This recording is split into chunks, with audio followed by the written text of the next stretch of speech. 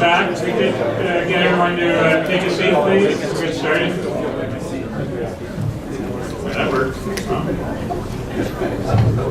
Okay, cell phones off. This is not a sermon. Cell phones off anyway.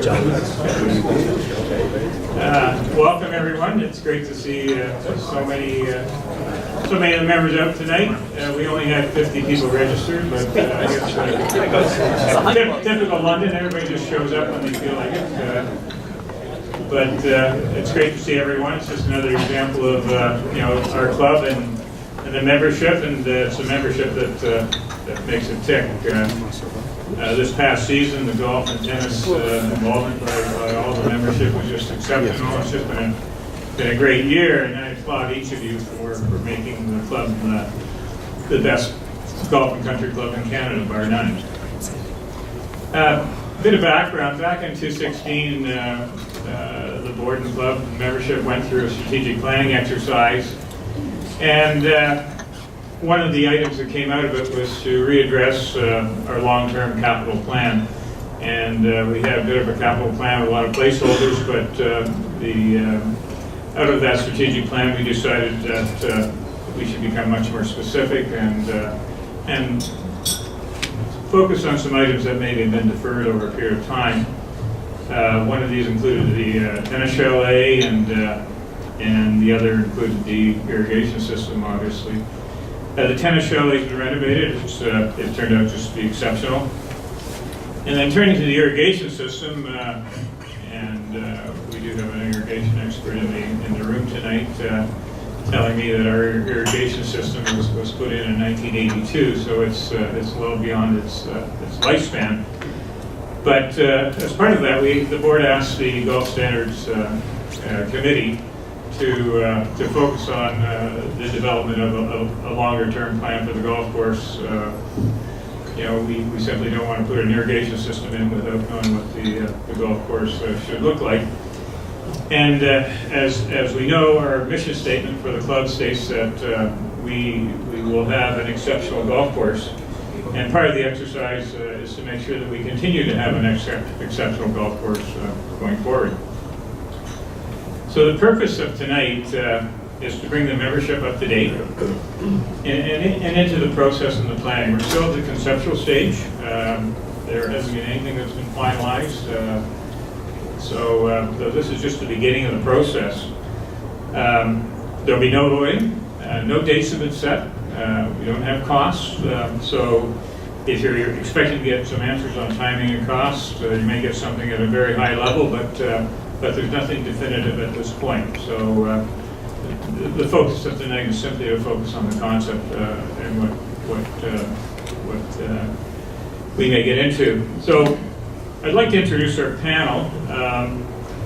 The fellow at my far left, John Newsink, he's the fellow that when you drive through the front gates, he's the fellow that worries about everything that happens to you. And he certainly does, I know that. Next, Tim McKeever, Mr. Tim McKeever. Tim's responsible for our golf operations, as you know, and with his team, he manages what happens on the golf course, the driving range, everything in the golf course, from the starter's booth to the back shop. And next to him is Mr. Jason Griffith.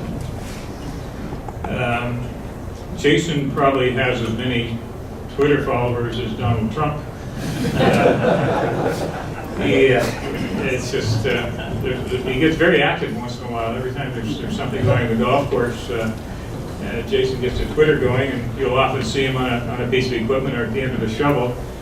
But both Tim and Jason have been part of this process over the last year, and they're essential to the entire planning process and the eventual implementation.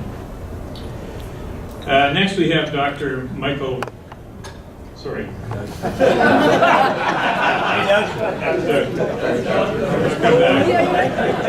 Next we have Doug McKenzie.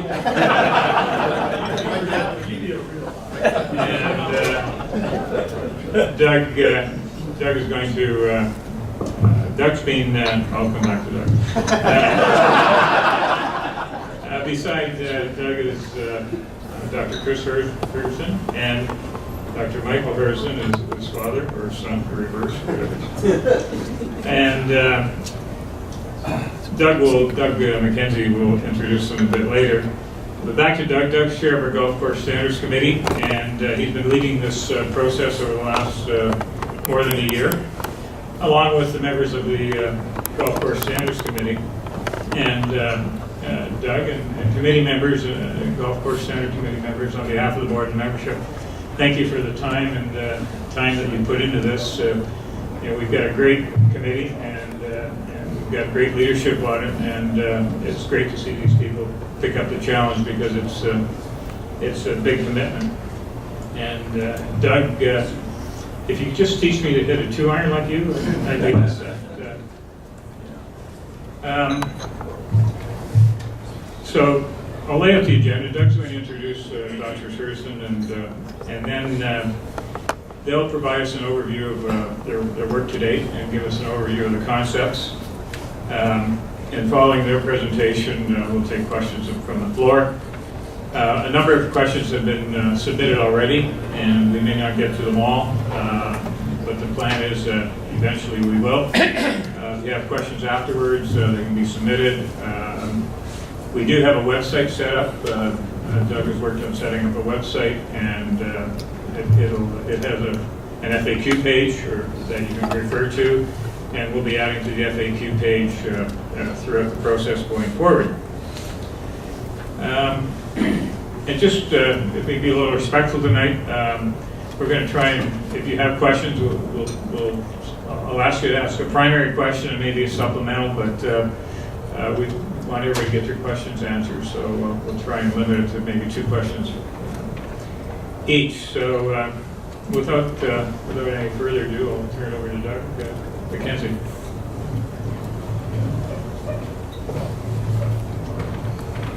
Hi, everybody. Thanks for coming out. So in 2016, as John mentioned, the board of directors asked the Greens Committee to address the golf course long-range plan for its inclusion in the overall club long-range plan. So we immediately acknowledged that there's issues with regards to the irrigation system, and the replacement of the irrigation system was paramount.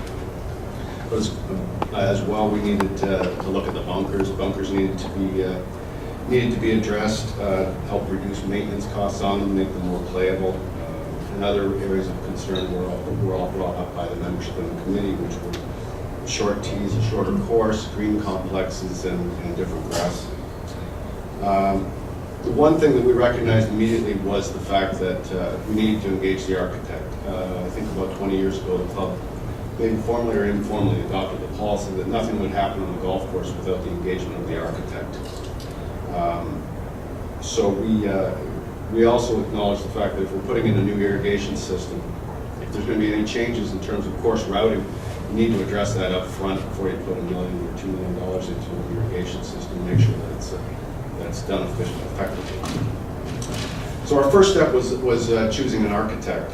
We had an incumbent with Rees Jones, but it had been about 20 years since they'd been on the premises. We were particularly engaged with them, so we asked the board whether or not we could talk to other qualified architects. We ran through several options, including the incumbent, and we unanimously chose Mike Hurdzan and the Hurdzan group. We received glowing recommendations from the Ottawa Hunt, who had just had an awful lot of work done on their course, and from other courses, and so the board approved our recommendation and went to our course architect. The committee didn't feel there was really an appetite to make major changes to the course layout. Fulfilling our role in terms of putting together a long-range plan, you had to address and ask the architect other items on the course routing, of course, layout that might be weaknesses that stood in the way of the course continuing to achieve its mandate of being a premier golf course. That's the purpose of Mike tonight, running through his draft of his vision on what he sees on the course, and this is what the membership can review and comment on and question, so we can move through his vision. So the engagement with Mike was very specific. It was to help us develop a master plan, which is to to provide clear direction, a timeline, budget, potential enhancements, and the ongoing updating of the existing course. So we're really looking for about a 7 to 10 year roadmap. We wanted it to include irrigation, water sourcing, bunkers, forward tees, greens, and any course enhancements and irrigation drainage issues that need to be addressed. The committee, we've worked with Mike and Chris through several iterations of the initial sort of vision that they had on the course, and so we're at the formative stages now. And this town hall is really an initial step in that process. In the next year, we're going to be developing an ad hoc committee to work through the process, to obtain member input, to obtain quotations, to work through options, to work through the finances, to work with the finance committee and the board, and come up with a more succinct plan with membership and what goes on. So without anything further on that, I'll introduce Mike and Chris. Chris is Mike's son, business partner, handles a lot of the workload, communication, and coordination. Mike is a retired U.S. Army colonel, served in the United States Army Special Forces, Green Beret. And so that's why I sometimes can't hear. Mostly. I've been married 40 years.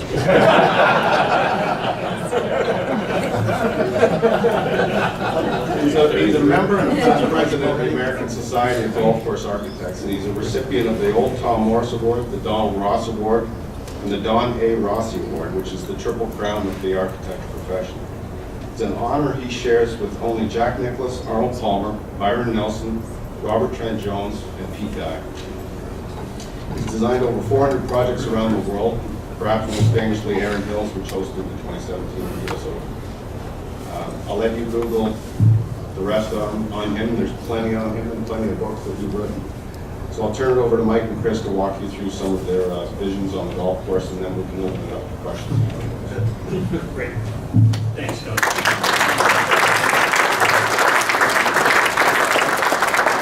Down here is, first of all, I'm more comfortable down here. Second of all, I want to point some things out on a few of these slides. Great. And change your color. Yeah. And I can do that more easily down here. First of all, it's our pleasure to be here, and I say our, Chris and mine. Chris has worked in the business 22 years. I rely on him to make me smarter, and he does do that. And as you saw, it shows Dr. Christopher Hurdzan. He has 5 degrees, so I guess that means he's somewhat smarter than me. And so he teaches me the technical things that I don't quite understand. I try to teach him what I've learned over 6 decades in this business. So it's our pleasure to be here to work with all of you, and we do work for you, and we do want to work with you. And our job really is to try to develop a roadmap, a long-range plan that the club can follow that keeps things in sync. And all of you, and many of you have been members for 40 or 50 years here. I know I've talked to a couple people that at least one is a 50-year member and some a little longer. You've seen this golf course change, but more importantly, you've seen the game of golf change. The equipment's changed, the golf swings changed, the grasses have changed, the idea of what good maintenance is has changed. Lots of things about the golf game changed very, very, very quickly, and in just a matter of years. The golf course is changing too, but at a very slow rate. Trees are getting bigger, trees are dying, grasses are changing populations, the bunkers tend to wear out, tees need, the demographic of the golf range of the members is different, and so we need to look at tees in a different way than we used to 30, 40, 50 years. So that's our intent then, is to start and look at the present day London Hunt as a collage of things. And we show Robert Trent Jones Sr. there as the main guy. And this routing is very strong because of Robert Trent Jones and his legacy that's left here. A name that's missing out of there between Robert Trent Jones and Reese Jones is Rennie Mueller. And we had the privilege of spending several hours with Bob Patterson today out on the golf course, who had worked with Bob, or with Rennie, and he showed us many of the things that had happened over that period of time. And so first you have Mr. Jones, then you have Rennie, and then you have Reese, and then golf course superintendents, which would be Bob, and obviously the influence that Jason has had on the golf course should be visible to all of you. And so things change, so there is that change. Eric, oh, I have the controller, you have it. Okay, thanks. Go ahead and change that, please, John. And so our job basically is to distill as many of the facts as we can about the golf course and its history and legacy, and preserve those things that are best about it, but try to update the golf course to the changes in the game of golf, and that is where people are hitting the ball, age of the people that are playing, types of people that are playing, expectations that you have for the golf course. And so we want them to formulate that into a plan that can be presented through the committee to you, and blend all of those together in something that is a long-range plan, something that you can look at and you can make decisions on. I applaud this committee for doing the long-range plan and then doing the irrigation. Trying to do the irrigation first because you need it, which you do, and then trying to fit things to it is really a waste of money. And the committee recognized the fact, no, let's take a look at the golf course and fit the plan to it. And we're very pleased to be able to work with Garrett and on developing that irrigation plan of the work. And basically then what we want to do is to preserve the intent of what Mr. Jones's original design, what he wanted the golf course to work on, fit on the golf course, and how he wanted it to play. And then we want to bring it up to date and then present that in a very methodical, logical way of looking at things. And that's what I want to try to do tonight, is show you the logic that we're going to use as we look at the golf course in particular. I think this is our 5th visit to London Hunt, and each time we're here, we learn new things, we see new things, and we look at it from all different sorts of angles. And so that's the intent of what we're trying to do. John? So let's start with sand bunkers. Right now, the most expensive part of the golf course to build and maintain are sand bunkers. In many instances, 25% of a maintenance budget will go for a hazard, maintaining a hazard. And it's not going to get any easier. It's more difficult to find labor. The kinds of bunkers that you have don't lend themselves to a lot of mechanical raking or mechanical maintenance. And so looking at sand bunkers is very important. There is definitely a trend, before we leave that, John, there's definitely a trend to fewer bunkers and smaller bunkers. When this golf course was built, there were, if I remember the story right, Bob, you said from 7T you could see the clubhouse? And Mr. Jones definitely wanted to see it from 5T. Well, what has happened? Well, we planted hundreds, if not thousands, of trees that now have changed to comply. So we don't need bunkers quite as much now to define the golf holes. We have better trees, we have the better defined roughs, and the bunkers now start to become one of those things we're looking at. The trend definitely is to fewer bunkers, smaller bunkers, precision placement, so that we don't take the challenge away from the good player, but we try to give a little relief to the average or the poorer player. We want to improve the accessibility. You know, Chris and I have done some studies. We found that the average senior member, which I fall in that category, I can lift my foot about 10 inches. So we need to have places where we can step in and step out of a bunker and have good access. So one of the things we look at are there 2 or 3 or 4 places where people can access this bunker and get back out of the bunker. And that's going to change part of what we do when we redo the bunkers. And then and certainly the idea of keeping the playability of it.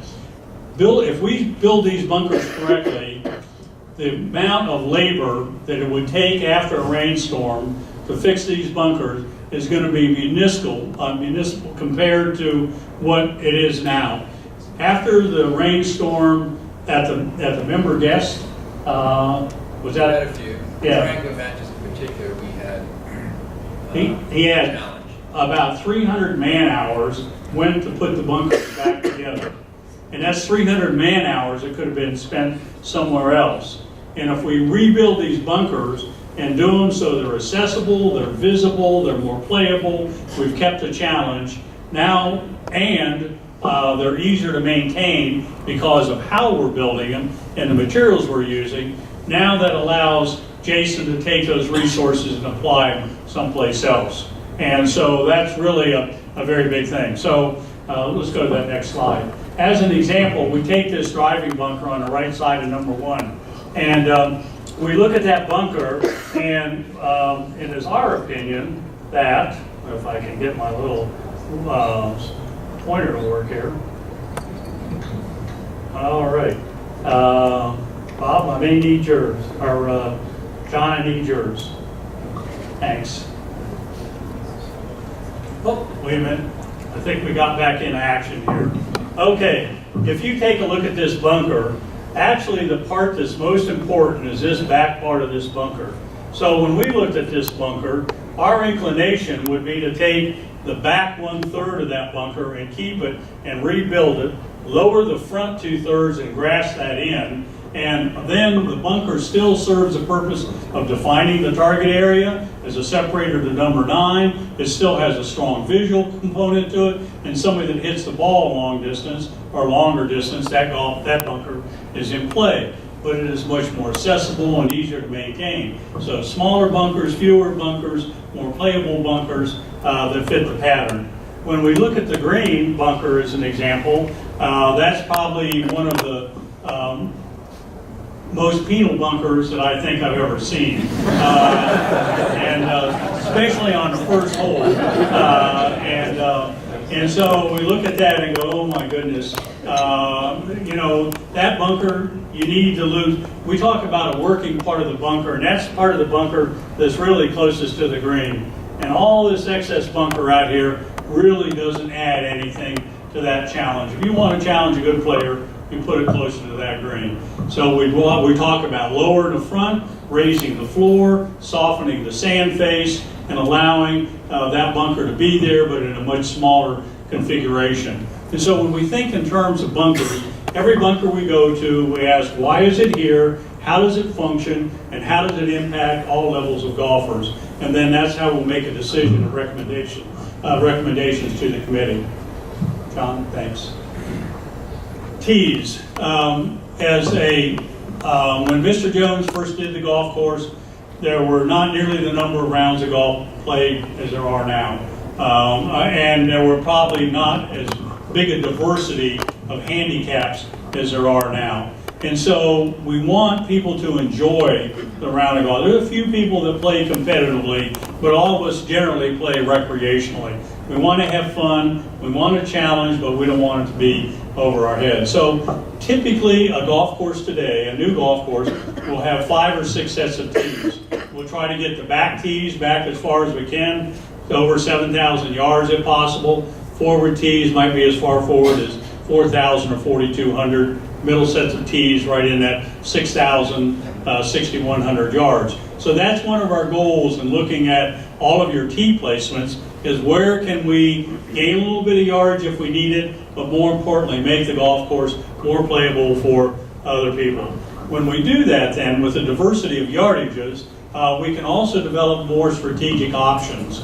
We can, if the tees are moved forward, we can have a harder hole location than when the tees are back, when in theory you might want to have an easier hole location on the green. And so the idea is to try to develop as much variety as we can in the golf course so that you're not playing the same sorts of shots day after day after day. And then improve the views. There are places where taking down some of the trees, and Bob suggested to me that in the middle 50s that you could buy a tree for 5 cents, and they bought thousands of trees for a nickel and planted them. Well, those trees are silver maples. They've pretty well gone beyond, and we need to reconsider where those trees, where those tees might be, and what the views are. And so the trees have a big impact on that. Next slide. So, as an example, when we take a look at the sixth hole. Say again. Yes. Yeah. At the sixth hole, the question is, how can we set this golf hole up to make it play best? And when you look at, as an example, those bunkers that are down the right side of that golf hole, and when we look at these bunkers, it's like, the better player is hitting the ball out to here. So who are these bunkers affecting, and how well do they work? And so the sense is that, no, those bunkers probably are on the wrong side. Those bunkers need to be out here to challenge the better player. Let's consider not only a back tee, but let's consider a forward tee and also a middle tee that would be down in that area, so that someone that hits it 150, 170 off a tee can be in a good playing area. So again, just trying to look at the variety of where tees can be placed. John, thanks. Greens. Greens are the central part of the golf course, and Mr. Jones' golf greens typically were large and they were very well drained, surface well drained. When this golf course was built, the USGA construction method was just coming into being. There was lots of ways to interpret that. It's gotten a lot more sophisticated since then, but as long as you have good surface drainage on your greens, things are going to work well. One of the things that has happened is these greens have gotten too flat, and they've gotten too flat by several things. One is lots of top dressing over the years. Nothing wrong with top dressing, but it's tended to level things out a little bit. But more importantly, back in the 80s, when there wasn't the sense that there was enough hole location, lots of areas of the green were raised. As an example, the left side of number 1 green was extended out to the left further and to create hole locations behind the bunker on number 1, but it doesn't drain. Same thing happened on number 3. The green was extended out to the right, but when that green was extended out, it blocked the surface drainage that Mr. Jones had built into it. And so what we want to do is to look at the individual greens and see where we can reestablish that surface drainage. Why is that so important? It's probably important for a couple of reasons. Number one is in the summertime, if you have your greens that are rolling a 10.5 on an almost dead flat green, that isn't the same thrill as having it roll 10.5 on something that has 2.5% pitch, where you have to start to play a big break, where you have to think about how that putt is going. And so when you have very flat greens, you say, well, they should be faster. Well, they're flat. But if we put a little pitch in them, now all of a sudden we can put the character back into the greens and have this surface rate. But most importantly is in the winter, when we get the snow and the snow starts to melt and we get ice, and the ice doesn't, and the Poania doesn't like the ice, throughout this part of Canada, certainly Ontario, there's all kinds of stories about golf courses that have lost massive amounts of putting surfaces because of the ice buildup on the greens. And so you have to allow greens to be able to drain in the winter as much as in the summertime. So we're going to look at that and certainly look at the turf type. Jason is a very broad-thinking, experimental kind of guy. He has got several test plots going out on the range and a couple in the fairways where we're looking at some other kinds of grasses. Other grasses that may be more disease tolerant, need less water, less fertility, may provide better surfaces. And certainly those bent grasses are the preferred because they'll take the cold, they'll take the winter conditions a lot better than the POA and the heat. The POA wants to check out in the heat. So the problem with POA greens, nice putting surface if conditions are ideal, but as soon as they go south, then it's a lot tougher. So we're looking at turf types and where we can put them. Hole locations, we ideally like to have between 1.5% and 2% slope in a hole location area. Enough that it drains the water, but not so much that when you get the ball above the hole that you're worried about trying to stop it to the hole. And then match the speed to the turf and the slope. So these greens have been, next slide, John, please. These greens have been, and a good example is number 8. And so an area, and we'll come back to the on number 8, this is line of play coming in. This is a fairly small target area. We found out that this bunker used to be much smaller when Mr. Jones originally did the golf course. And so our thinking now, as an example, is to make this green small, this bunker smaller, and expand this green out into the bunker somewhat, and make a bigger target area on the right front of that green. And so we're reducing the bunker size, but we're increasing the green size because we're trying to get more hole location areas, and we're trying to allow for more variety. We also, on number 8, preliminarily thinking is that these bunkers on to the right side, left side of the green, me and this pointer don't get along as well as we should, but the bunkers on the left side of the green were added sometime later. So our thinking is, let's make that fairway, instead of trying to play out of a bunker this deep, let's try to create that either as a chipping area or as a bluegrass area, or some way that hasn't quite gotten to the putting surface. And now, instead of having to play a bunker shot that's 6 or 8 feet deep, let's have a lot more of a friendly approach shot. Next slide, John. This is the mapping that I started to talk about. These greens have been mapped at 1/10 of a foot. So there's a contour line for every 1/10 of a foot on these greens, and that allows us then to color code the greens, and in particular, this is number 8, is that all the areas that are in green are acceptable hole locations. Anything that gets much steeper than that green is probably too steep for a hole location. Certainly you get into the red, and it's not even thinkable that you would put a hole location there. Let's go to the next slide, John, please. So when we graph that out, we look at all of the areas that are in fact green, and we find that there's only about 20% of this green that is really upsettable, is really usable by today's standards, especially if the green speeds stay at a 10.5 or so.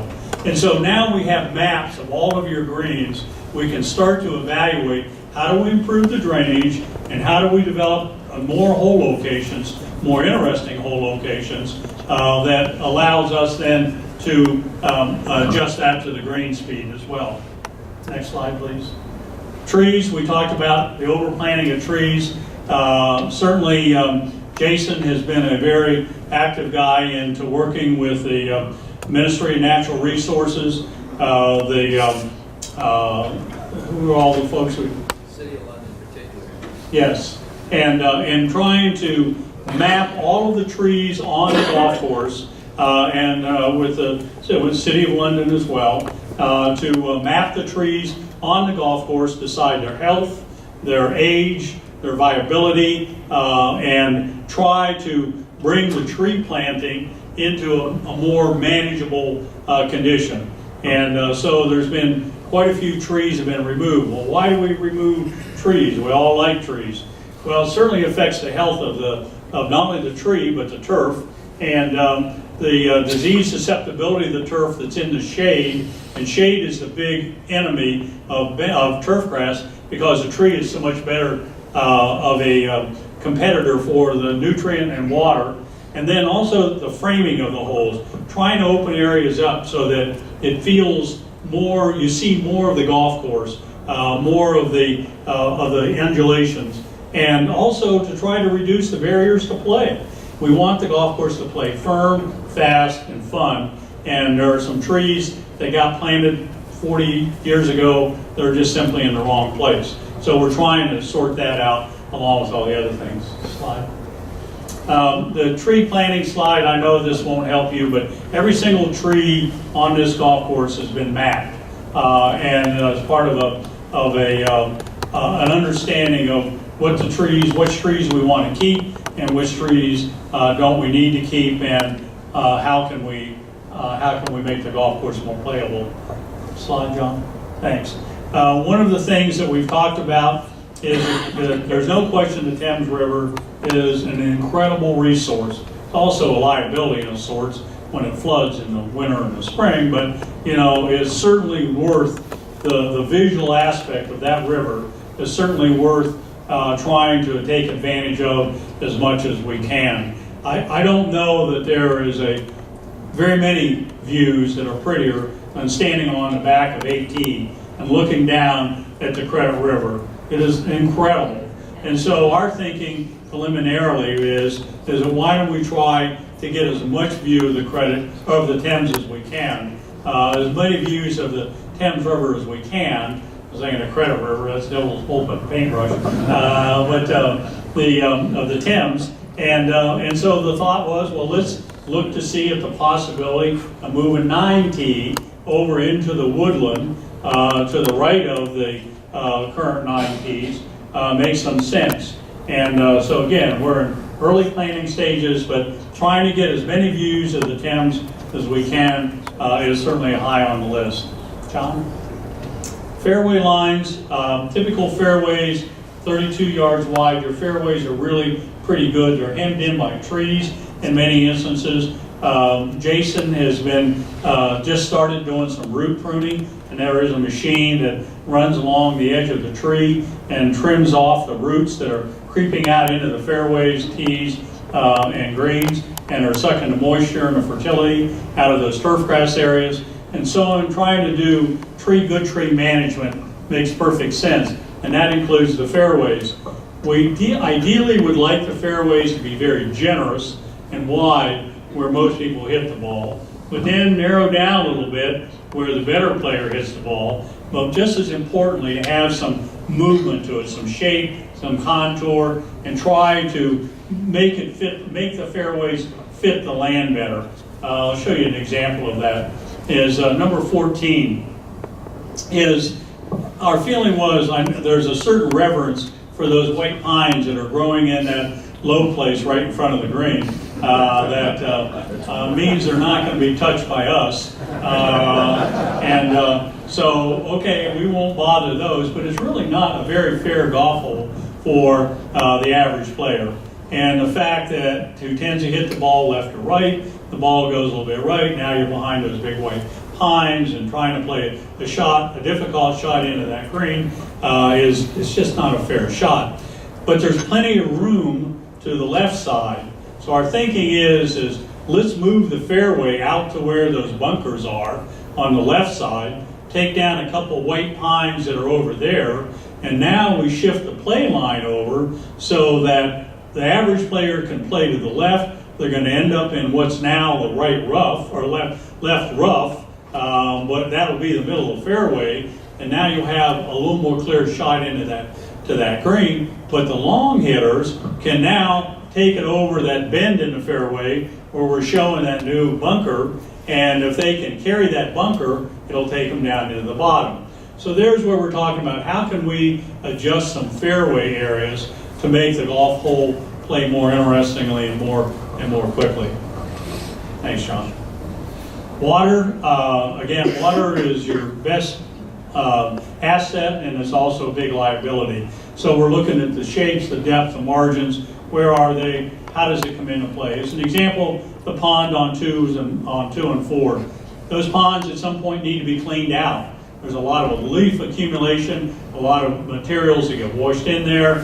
There's not nearly as fresh and clean as maybe they're 4 or 5 feet deep. They probably were 8 or 10 feet deep when they were built. So we're thinking long term, those ponds probably need to be cleaned out to be healthier ponds.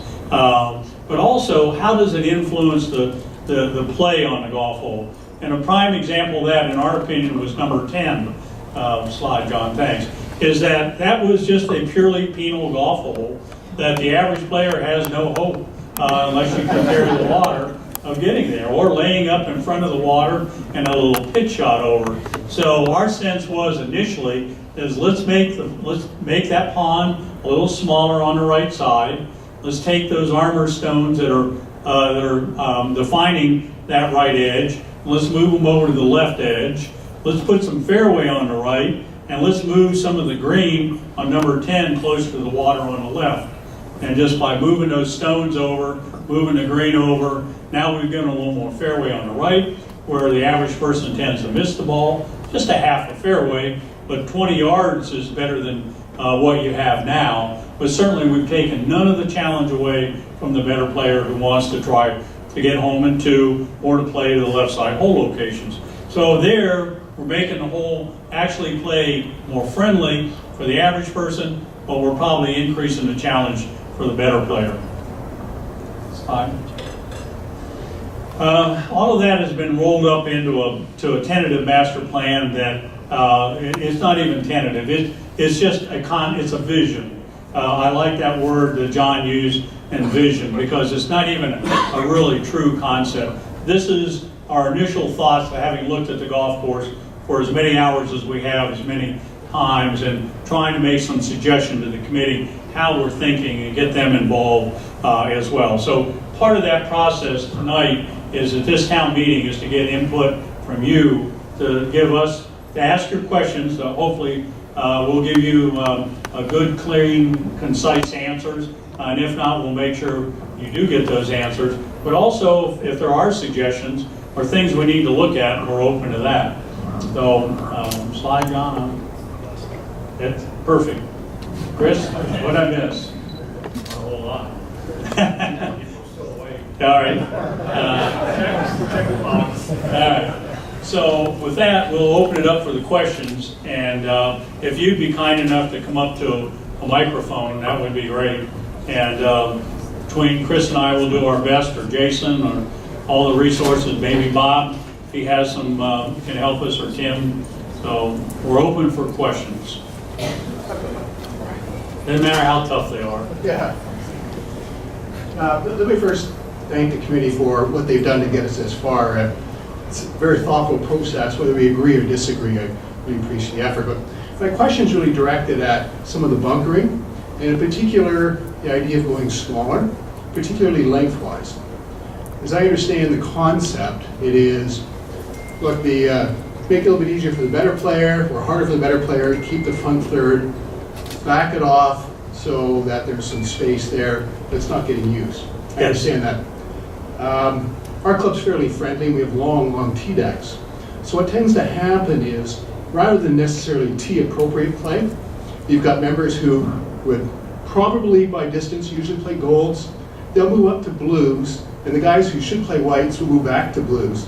So the trade-off is, yes, the back part of the fairway bunkers will catch the better player, and the front part of the longer bunkers will catch the poorer player who's probably playing one deck too far back. The idea is, okay, you're both exposed to the hazard, whereas if the poorer player, and that's not a fair word, distance challenged, but it's appropriate, they would be exposed to the same back third that the better player is, or the longer player. And I think that's a reality. We're not likely going to play in a foursome and have one person playing the blacks, one person playing the blues, one person playing the white. It's too slow. We're going to make compromises because we enjoy playing with each other. So in light of that, does the adjustment, and I'm not talking about making it ingress and egress, because I get that. It's the length. If you shorten the length by 2/3, do you then take away that ability to expose the distance challenged person who maybe goes one deck back to the same hazard? Sure. That's a very good question. And you're absolutely correct in the fact that depends on what set of tees you're playing from, how that hazard has. But we have to work on probabilities. And the probability that we hope is that people will play from a set of tee decks that is commensurate with their ability to hit the ball. There is an initiative called the Long Leaf Initiative that's gaining some traction in the United States. And what they do is they set markers out on the driving range that are different colors that match your tee. And they're suggesting is that if you're warming up on the range and you're hitting your driver out to where those gold markers are, that's the set of tees you ought to be playing. If you're only hitting it to the blue or to the green, then that's probably the set of tees you ought to be playing. And so what we need to do is to educate your members, our members, to playing the right set of tees. That doesn't change the fact that there's an enormous cost to the bunkers that we're trying to control, and that when we have a big long bunker, we usually say the person that hits in the front, they're going to hit a warm-up shot to the second shot they're going to hit, because they probably didn't get it out of the bunker. And so we'd rather have more of the European style, smaller bunkers properly placed that causes you to think about options. Where do I want to miss it? And typically the average player, no matter how hard they want to try to hit a left or a right-handed person, is probably going to hit it to the right. I mean, it's just all the swing errors make the ball go right and short of the intended target area. Those are the areas we're trying to make play more playable, where we can reduce the size of the bunker. We want to do that, but let you challenge the whole locations. So you're correct in the fact that if you play from a different set of tees, you're going to take the bunkers out of play. But on the other side is you're going to be in rough, and now you're playing out of rough from 15 or 20 yards more distance than you would have had you been in the sand. And the golf course will feel more in scale. Right now, your golf course is out of scale. We're trying to bring it into scale by making the bunker smaller. Did I address that question reasonably? Reasonably. Thank you for your question. Yes, sir. Didn't appreciate Tony picking on the distance challenge golf. My question would be, in your report, you talked about regrassing, and it's a 10-week process in good condition. Where do you find 10 weeks in a short summer? You don't. There has to be concessions made in order to accomplish that. And it's a matter of short-term pain versus long-term gain is the way you need to think about that. And for a lot of older members who are going, I don't know how many golf days I have left in my life, why do I want to give it up? And it doesn't have to be an all or nothing. We have golf courses that we've worked with where they'll do 9 one year and then do 9 the next year. Or they'll do 6 and 6 and 6 over a 3-year. This is a long-term, long-range plan. Ultimately, London Hunt wants to have bent grass greens. Somehow you got to get there, and it's just because the weather changes, how the greens are built, the fickleness of the Poania, is that you've got an extraordinarily good superintendent right now that has been able to manage through all that, just as you've had with Bob. But there's a lot of good superintendents that can't control Mother Nature and have had disaster. Yes, sir. Again, on the grassing area, I played Windsor, Essex, every year in the Seniors Invitational Tournament. And I know Jason has been pushing for this regrassing for a long time, taking a lot of stuff out. And I played, this is the second year after they redid, and you know what I'm talking about. And it was exceptional. Like this year, when I played the course, it was exceptional. And I was impressed, to tell you the truth. And then we went for dinner. It so happened that the superintendent said right beside me, we had dinner. And knowing, because they were saying a lot beforehand, the members saying that this new grass that they put in is a bent grass, a type of bent grass that doesn't require much water, and that will keep the ball out. So I was quite impressed at the time. So when the superintendent sat down, I asked, well, how are you managing to keep the ball out? This is the second year, and I expected some ball to be shown. Says I have a whole crew on their hands and knees picking the individual. So it isn't an easy, even if you regrass, it's not an easy way, because you may not water it, but you can't control Mother Nature for bringing water down. So I can see the flattening of the greens and so on. But regrassing in this part of the country is a lot more difficult than we think. So I don't know how you're going to address that. Well, you're absolutely correct. VOA is a very aggressive grass that moves in. And one of the places we see it move in the most are in ball marks. When people don't fix ball marks properly, that's where we tend, that's why you'll see oftentimes the little splotches of the POA that starts on really pretty good bentgrass greens. And so one thing is, it's a member initiative to make sure that you always are fixing ball marks. The second thing is that there are no guarantees, but there's been a couple of chemicals that have been used in the States fairly successfully that are just now becoming registered or allowed on an experimental basis in Canada that's helping to control the POA.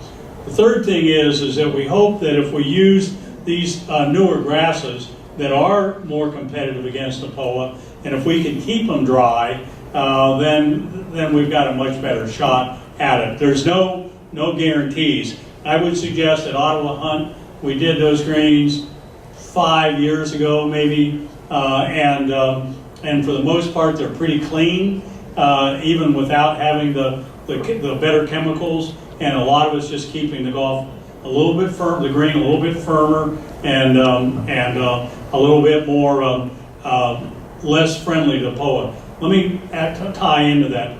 Your irrigation system right now is what we call a block system. And that is, there's one valve that controls 4 or 5 heads.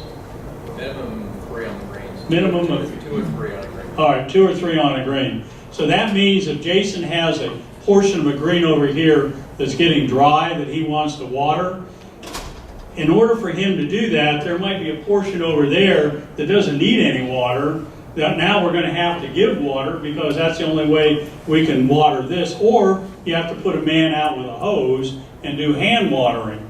And so one of the reasons that the new irrigation system, having individual head control, will give him better flexibility to keep the green dry. When it rains, a half an inch, every other day, or or even every 4 or 5 days, it is a struggle, but ultimately, there's going to come up with techniques that'll keep the greens cleaner and more predictable as far as the putting surface and coming out of winter. Jason, you want to add anything? I was just going to say that's a great question. We did a regrassing with the paintbrush, Devil's Paintbrush in 2009. It was the first fumigation of golf greens in Canada. So we did that. I did that myself in 2009. Dr. Hurdzan designed that golf course. It's now 9 years old. And that was well before Essex did their restoration. And it was a unique process that we did. We learned lots from it. At the end of the day, we spend upwards of 30 hours a day doing divots. So to spend 10 hours a day picking POA is probably a decent trade-off. Most of the time, Chris will do the picking of POA in the springtime. And of course, you will be doing that. The biggest leverage you have is consistency. Right now our greens are superb. They're mowing 50% higher than they are in July. Our greens are harder today than they are in July. It's because of humidity. Right? Low humidity, contracted temperatures, contraction, greens are great. So our greens are superb mid-September through November. We have POA seed head for 3 weeks, late May to June. Midsummer, when we have heat and moisture, it's hard we can't suck that out. So that's a factor. When you have bent grass, you can pretty much turn the taps off. Greens can go purple and they'll come back. POA greens cannot live without water for more than 24 hours in high heat. So once you have that variety of grass, you can basically use Mother Nature. You would cover them in the winter. You would wish for ice. You wouldn't be doing these things. You'd have surface drainage. You could dry them down. You could less nutrition, less inputs, less fungicides. So over time, 2 or 3 generations, you're correct. POA annual will eventually come back, but your insurance policy for 15 to 20 years is pretty much a guaranteed spring. You'll have a good spring, a good summer, a good fall. So, at Essex, I haven't asked Chris how it was the latter part of the summer with lots of moisture and humidity. Even down in Essex, I'm surprised with the amount of rain we had. But it would be a challenge. There aren't any chemistries in Canada. To be honest, Mike, I can't see it getting any better. We're moving towards the Swedish model, which is less and less and less. So we have to find other tools to manage it. But the genetics are out there now to be competitive. They have a type of grass called Pure Distinction. We have it on the nursery, on your driving range. It's extremely tight. There is no POA on it. It's so tight, but it has other weaknesses, and that's what we're learning about different grasses. Some grasses are superb. You never pick a grass for its strength. You always pick a grass for its weakness. because you're always managing the weakest, you never manage the strength, you know. So, you know, yeah, it's something that we should consider, maybe not right away, it's something that can be done down the road, but again, to do a regrassing here at this golf course, we do not have the plumbing in place to do the grass, you know, where it is existing for the timelines. You need to have the infrastructure before the other could come behind it. Hope I answered your question. If not, he'll see you afterwards. Michael,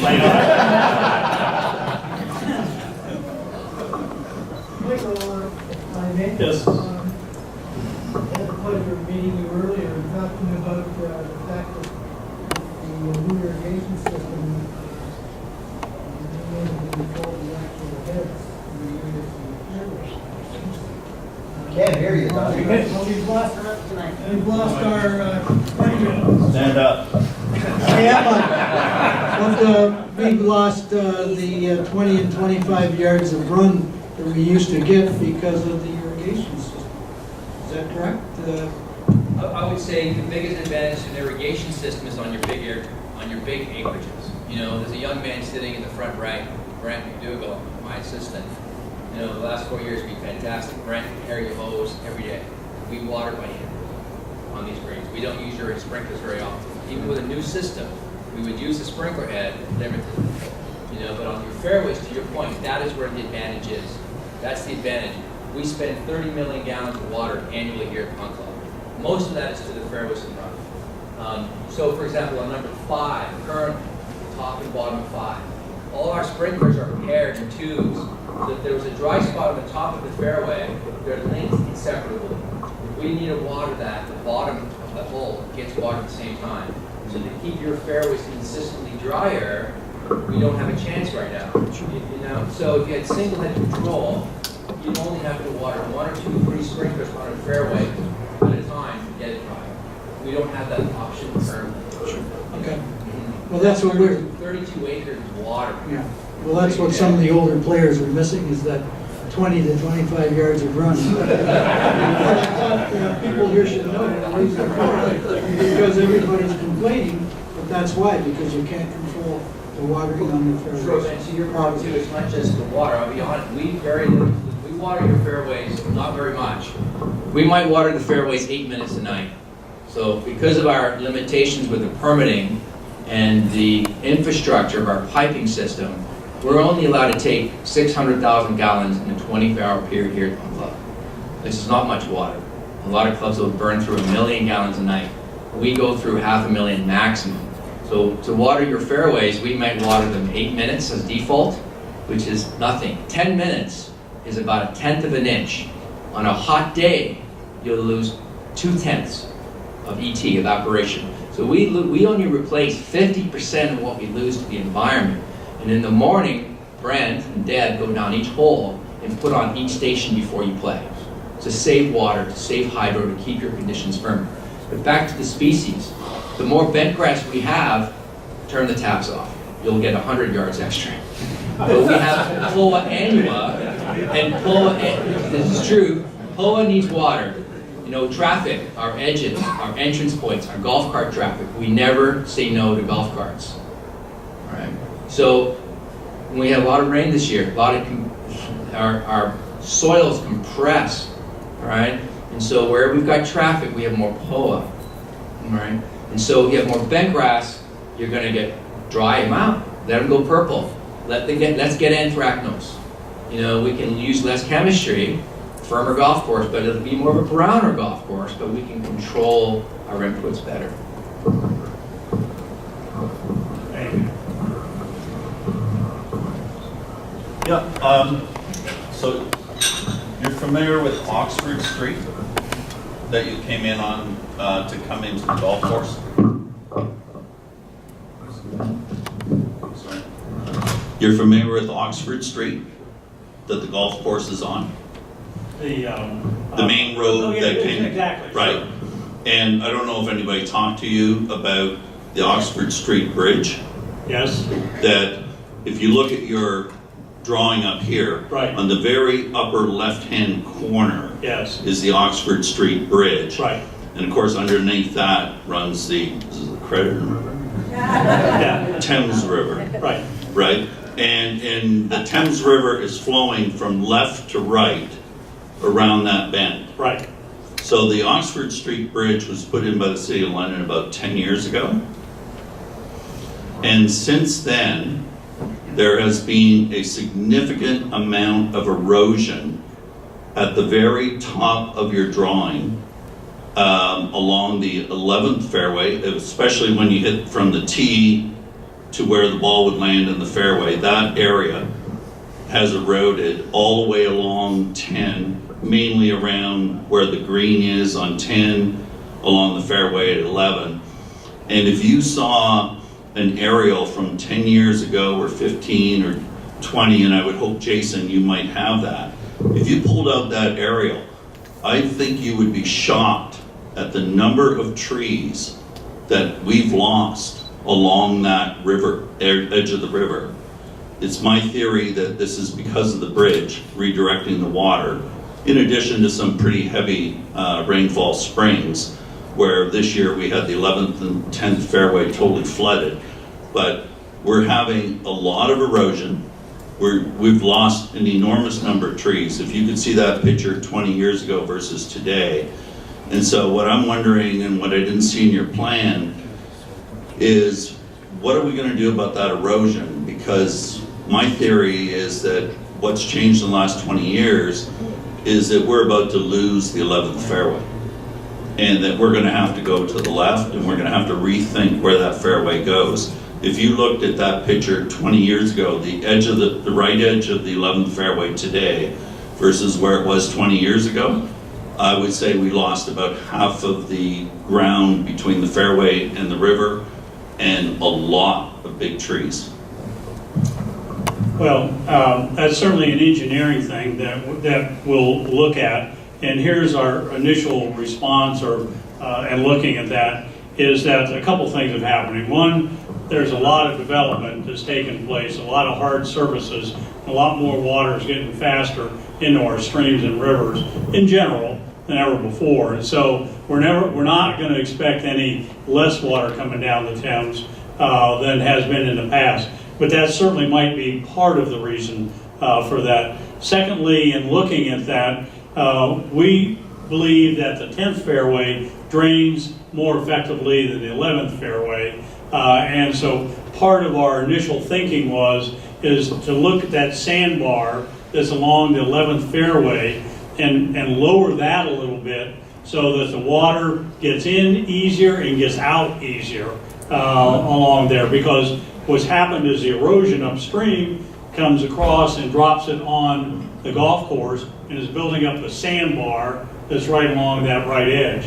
The other alternative to that is to try to come up with a vegetative solution to stabilize that riverbank that won't impede the views to the river. Whether it's green willows or whether it's some other kind of a plant that we could possibly work with Ministry of Natural Resources to come up with a way to stabilize that bank. But I think that the predictability is that we're only going to have more flooding, not less, long term. But we will certainly look at that.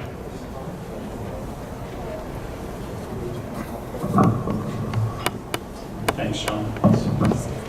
Hi, maybe a relatively simple question, but just curious, when you hear earlier on, you referenced the greenside bunkers. This is kind of an add-on to Tony's question from earlier. Managing and weighing challenge versus accessibility and playability, and I'm thinking more along the lines of greenside bunkers as opposed to fairway bunkers. How do you manage that when, number one, notwithstanding, because obviously that's an incredibly punitive bunker, but other places on the course where the depth of a bunker is really key to the challenge? How do you manage that by making it easier perhaps to get in and out of, while also maintaining some of the challenge for perhaps the better player? Yeah. Well, there's no question that that shallowing up a bunker is reducing the amount of challenge that would be there for a player. But I'm looking at a room full of people that probably only 10% are single-digit players, maybe 15, and there's a lot of other people that are trying to use that same bunker and enjoy the golf course for a different reason.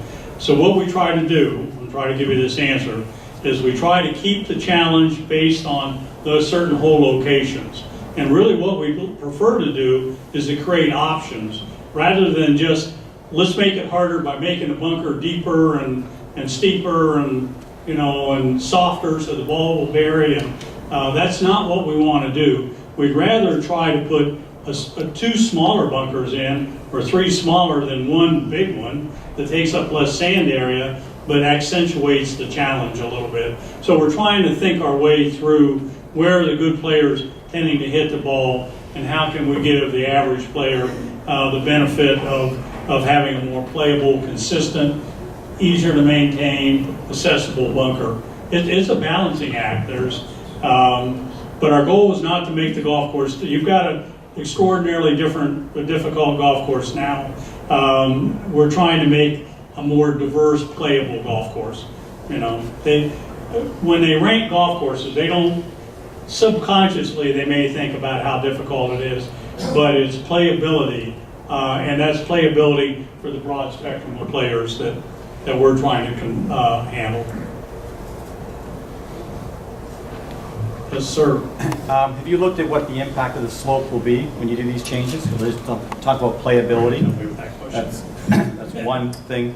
And then the other thing, when you look at the Hunt Club, you know, a lot of it is because we have large greens. It's the notoriety of the golf course.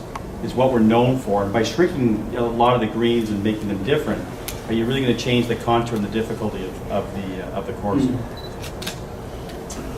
First question is about the slope rating. Right. Will it impact the slope rating? Sure. Well, the answer to that first question about slope rating, it'll probably have minor impact overall on the slope rating, because what we'd like to do is to create more chipping areas. As an example, let's take the area behind that bunker behind number 1 green. And if you get in that bunker behind number 1 green, now you've got a fairly narrow bunker that's probably 4 or 4.5 feet deep. You've got to play the ball out of there on a green that's fallen away from you, and stop it on with a hole location in the middle. That's a shot that very few people can play effectively. If we got rid of that sand that's out of there, lowered that hump, created that into a grassy hollow that was mowed at a shorter height of cut, now you could putt the ball out of it, you could bank the ball, bounce the ball into to the face, you could play a wedge, a flop wedge if you wanted, but when there's just a bunker there, you got no choice. You take the club with a big S on it, and you walk in and do the best you can, whereas what we'd like to do is to create more variety in shots, more shot values, by getting rid of a lot of the sand and putting in other things that make you think more. Another example is 17 green. You've got that big bunker on the right side and a mound on the right side of 17. Well, that's fine, and for the better player, again, right side, average person, bunkers out in front. From that long a hole, it's not primarily your higher handicappers, not your single-digit guys that are in that bunker.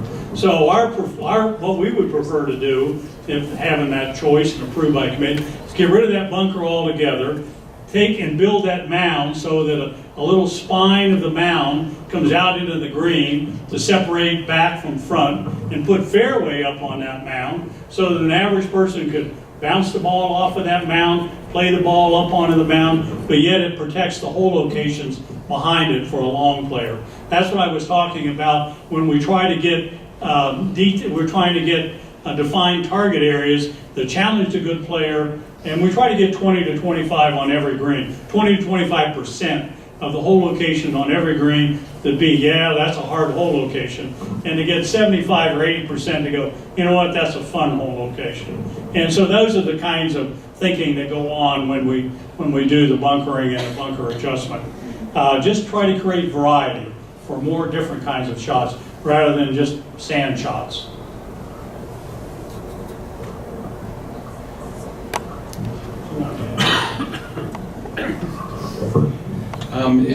It's well known that one of the things that slows down pace of play is a par 3 that follows a par 5, and I think on our course the only places you ever have to wait would be the 8th tee and the 17th tee, both situations where a par 3 is following a par 5. Should you move the tee on number 9, does that not create a situation where you've teed off on 8 and now you have to sort of double back to a tee that is on the pathway that's coming from the 8th green, 8th tee, and now people coming off 8 now have to wait for people on 9 to tee off, or vice versa?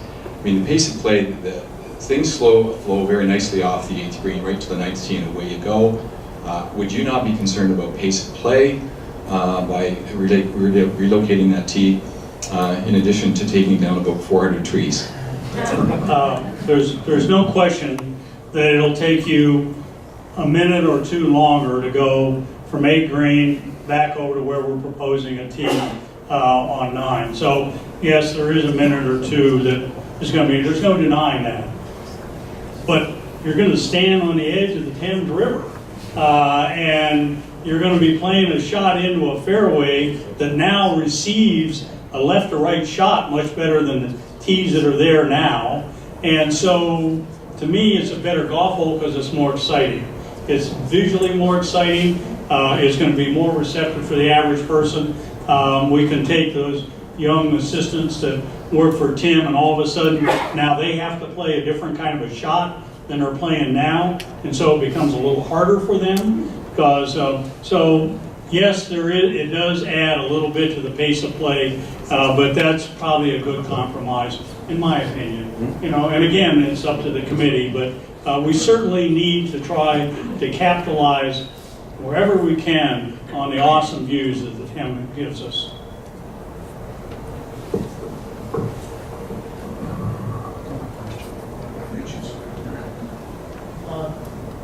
It's a simple point.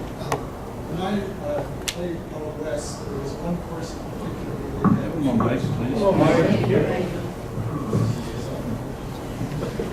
This is a good point.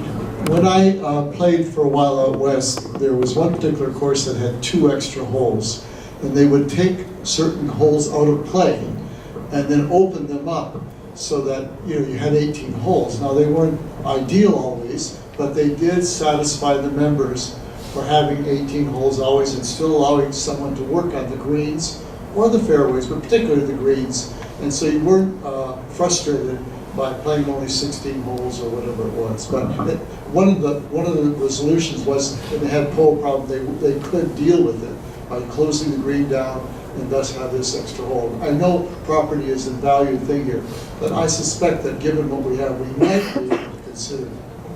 All I can say is thank you, and thank you. Because you really do have some really wonderful holes out there in the short game area that are already there. In addition to that, it's not uncommon, we know we're going to be doing work, is that we'll take a longish par 5, break it into a par 4 into a par 3. And so now you're taking one long hole, making 2 shorter holes out of it, but it's still 18 holes.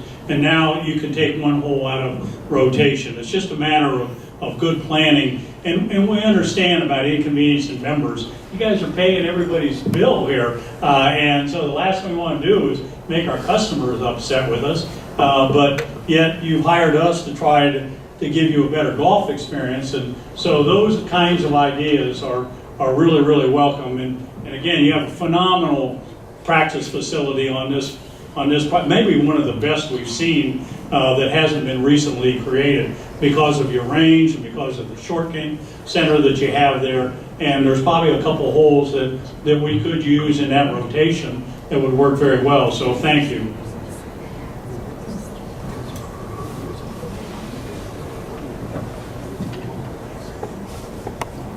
Tim, did you want to add anything to that? My question is,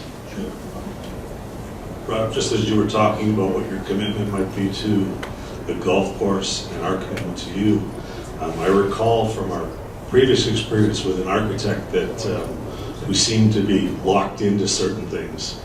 And I wonder if you could explain to us what your commitment is to our golf club and what our golf club's commitment is to you if this is going forward. I know that guy, he's my friend. But I can tell you I'm not him, and neither is Chris. We clearly understand that we are your technical assistants to help you come up with a better golf experience. And neither of us have some sort of special gene in our DNA that makes us smarter than anybody else. And we work with the committee. We listen to ideas as they come up. We'll try to help you evaluate which ones work and don't. We have the privilege of working and visiting perhaps 100 golf courses a year. We'll visit. We've worked on a lot in the past. We want to bring fresh approaches, which is difficult because Jason brings more fresh approaches than we do with his constant research, and we appreciate that. But no, we have never. We may say occasionally, and I can think of one or two instances where we asked to put in a bunker and we said, look, play it for a year, try it for a year, and if you don't agree that that's a good bunker, then we'll pay to take it out. And they played it for a year and that bunker's still there. And that's been 12 years. So occasionally, but most often, we listen to you and we listen to your committee and we work for you. I mean, it's that simple. We're not that guy, and he's my friend. Yes. Two. They'll talk twice as fast then. My question relates to the first tee. Yes. And if I was an architect like you and your son, I would design a golf course that had no first tee. Starting number 2. Ours is made doubly bad by the Walmart parking lot that is in front of the first tee. Yeah. And when we did the major renovation of the clubhouse and the pro shop, it was basically unsolvable. It is where it is, and there are several tee boxes on that tee, but it is a very distracting tee. A lot of noise, crushing ice, people laughing, having a good time, which is not a bad thing at all. But I am 100% deaf in my right ear, and I wear a hearing aid in my left ear, and I still find it annoying and loud and distracting. Is there anything in the planning that you have looked at that would come up with some solutions to a better positioning of the first tee? Rather than not shortening it, but a better positioning? One of the things, and I don't know if this will answer it or not, but it'll help. There's nothing that will cure it. All we can do is try to mitigate it, try to reduce it. One of the things we talked about is that if you park on the far parking lot, the only way you get to this clubhouse is walk down the road. And so what we're suggesting is that the path be created from the far parking lot parallel to that road that would come down below the spruce trees that are there and bring you to the clubhouse. So therefore, people don't have to walk on the road to get from the far parking lot. What we'd like to do is to landscape that roadway or that walkway so that there would be less distraction, visual distraction. As far as the noise, that we really hadn't considered that, but it'll be certainly something we look at. The way the parking works now, or the drop-off areas, work seemingly not too bad, but I don't think we can ever cure it. All we can try to do is mitigate it. And the best way to mitigate that is to try to get something that blocks the sound or mutes it a little bit. But I don't know anything short of, you don't want to put anything on that side of the tee because now we're going to have shade effects that are going to negatively impact it. So we can't just plant a tree or spruce trees or shrubs or whatever. But we'll see what we can come up with. Thank you for that. Something we hadn't really considered, but we want you to keep your hearing in your other ear.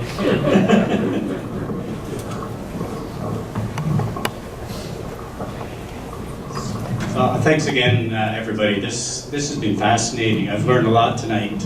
It seems to me that some of what we're talking about are things that absolutely need to be done. And some of the things we've talked about, there's a good business case to be made, and I'm sure we'll kind of flesh that out over time. I guess what I haven't really gotten yet is an idea of what the level of disruption we should face given these various elements. I understand the reseeding would be about 10 weeks, but the bunkers, the drainage, all of these things, what would the impact be on the members? Well, we haven't come up with a phasing plan, and typically the way we would do things is once we have a complete master plan, is that the next thing we would do is try to go and prioritize all of the things that are on that master plan. So what's the most important and what's the least important from the committee's input and from your input. And then once we had a priority plan, then it's a matter of seeing how that match up to the funding plan. And so what can we afford to do over what period of time? And so some clubs that have won the lottery choose to do it all at once. Most clubs tend to take 3 years to complete a master plan. And so there is some disruption. We try to minimize that as much as we can. There are clubs that I work with for 14 or 15 years now, and we're still doing an original master plan because they only had so much money, and we try to do it in little phases so that there is that minimum disruption. But that's something that you guys, the club, will have to decide what that disruption is. And again, typically it's 3 years to get through a master plan. 5 years, then you get members saying, well, yeah, we're quit working on our golf course. It's like the orange barrels out on the highway. I swear, all they do is move them every couple of years, move them back to the same spot. And so we don't want to get into that sort of orange barrel syndrome, but we want to try to complete things. And we try to do them in the off season as much as we can. Although, based on today being a chilly day, I was surprised the number of guys that were playing. So God bless you. But you would be, you'd be a little inconvenienced, but it wouldn't be in midsummer. Although, I shouldn't speak for Gary. The irrigation system, how long will it take to put an irrigation system in? Say again? 16 to 18 weeks. So 15 to 18 weeks for an irrigation system. Now, it isn't like you close the golf course to put that in, because you can work, there are ways that they can, while the golf course is in play, or you take a hole out, as the gentleman suggested, you have an alternate hole so that you can put that irrigation in. And so there's minimal disruption. When you do bunkers, it's a much bigger deal, because now we got to take out the sand that's there, we got to check the drainage, we got to have to bring in some soil to fill where the sand used to be, we got to bring in sod, we got to sod over those areas or reseed those. So it's a much bigger operation. So we try to confine those to smaller incremental windows that would least bother people. But that's a really good question. But I'd say typically 3 years, sometimes as many as 5. Anything more than that is, and unless it's an unusual club, is a nuisance. You guys agree, disagree? Okay.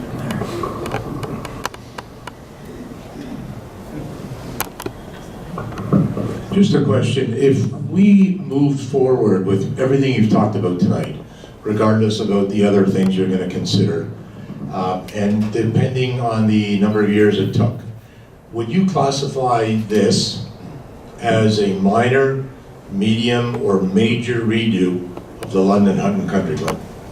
That's a really good question. Ottawa Hunt was a major redo, and we end up building 7 or 8 new greens. We moved 3 golf holes, and built a pond and new irrigation in all those areas. That's a major. A minor is where we just do a few bunkers and a few tees and maybe a little tweaking in the fairway. I would say you're right in the moderate of what we see happening. Certainly less than the norm, but a little more than just a minor tweaking.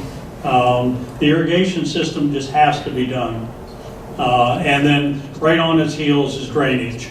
So if we just get those 2 things done, that's huge. And then bunkers are right there. Certainly we need to make these greens drain better, or there's always that risk of losing them. So those are the 4 big items that, and I would say this is medium or just below that. Okay, maybe take one more question. Ravi?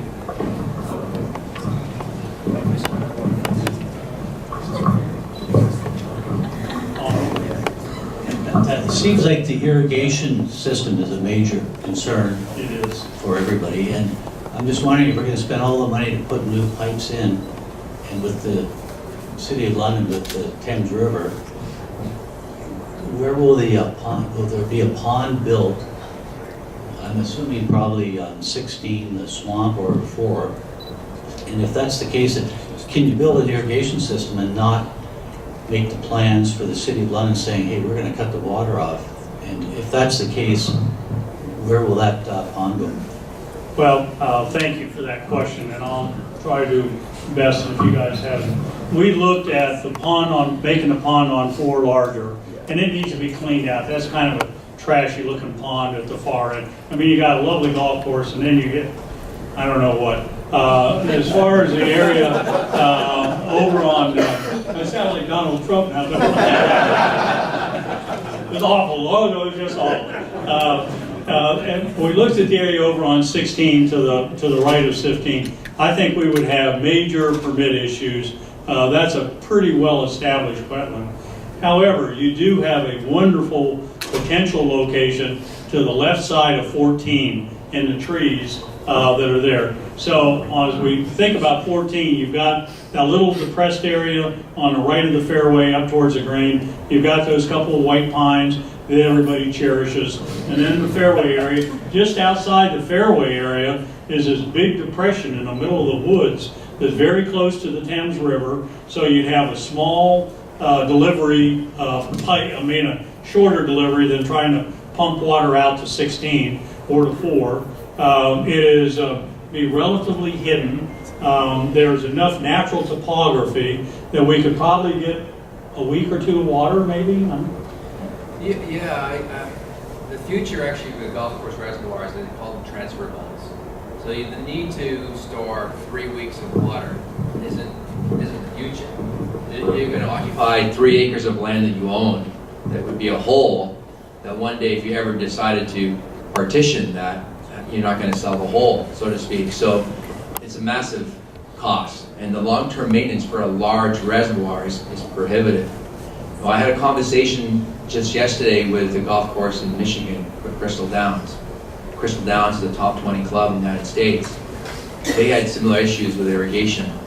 They did an energy audit. They had 2 wells, high capacity wells. They were landlocked. They're landlocked. They don't have a river. They had wells. And so, make a long story short, they built a cistern, an old-fashioned cistern, but modern. And they had 500,000 gallons stored right below the pump station. So it's contained. It was kept chilled. There was no risk of anyone falling in the wintertime. There was no fencing. There was no silt. None of those situations. So they had enough water stored in that vault that if you have greens that contain trout, bent grass, that you could in effect have 4 weeks supply of water. Because the need to needlessly irrigate 56 acres of grass every night would go. And that's not sustainable for the future. The future would be to tolerate browner, we let the rough go in their driving range.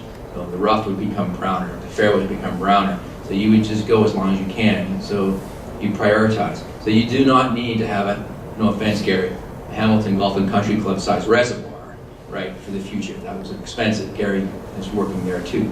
So that's what they did at Crystal Downs. So there's another option. It's very forward-thinking but old-fashioned. It's called a transfer vault.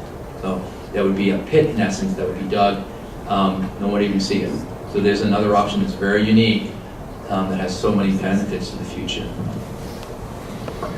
Next time you play 14, if you just look off to the left of the fairway, and you'll see there's a lot of water running there right now that we could be capturing that starts, Lord knows, out there someplace and finally trickles down into that area that we could be capturing in addition to what comes from the river. John, thank you. As you can note from Michael's talk tonight, and certainly the Golf Standards Committee, people walked around with Michael and Chris over the last year. There's been a lot of education, and And you can tell that there are a number of things with the golf course that we must do, and some would be nice to do, but certainly it's going to be, there's a lot more work that needs to be done, and there'll be a committee formed, an ad hoc committee that'll form off of the Golf Standards Committee to carry on this project and work with Michael and Chris going forward. Michael and Chris are going to be here for a little bit if you want to come up and chat. We've had a bunch of fairly high-level questions answered, but there's a lot of knowledge here, obviously, and certainly Michael and Chris, with your 18 degrees that you have, that's certainly demonstrated here, and we certainly appreciate it. And they've shown a tremendous amount of interest. They've been up from Columbus a number of times, and I'm sure we'll see a lot more of you. And Doug and your committee, thanks very much. And Jason, Tim, and John, as always, thank you as well. So I think I hope everyone's been able to get something out of this evening, and it's been worthwhile. It's as I said earlier, it's a members club. We're looking for member input, and maybe a year from now, we'll have some hard numbers, and it'll be more than a concept. It'll be a longer-term plan, and that we can really over the next year. I don't know if we'll have full town halls, but certainly we'll have some focus groups, and there'll be lots of opportunity for people to look at plans, get involved, and continue to give input. So consider this the beginning, and hopefully down the road we can make it work. But anyway, thanks everyone for coming out, and have a good evening.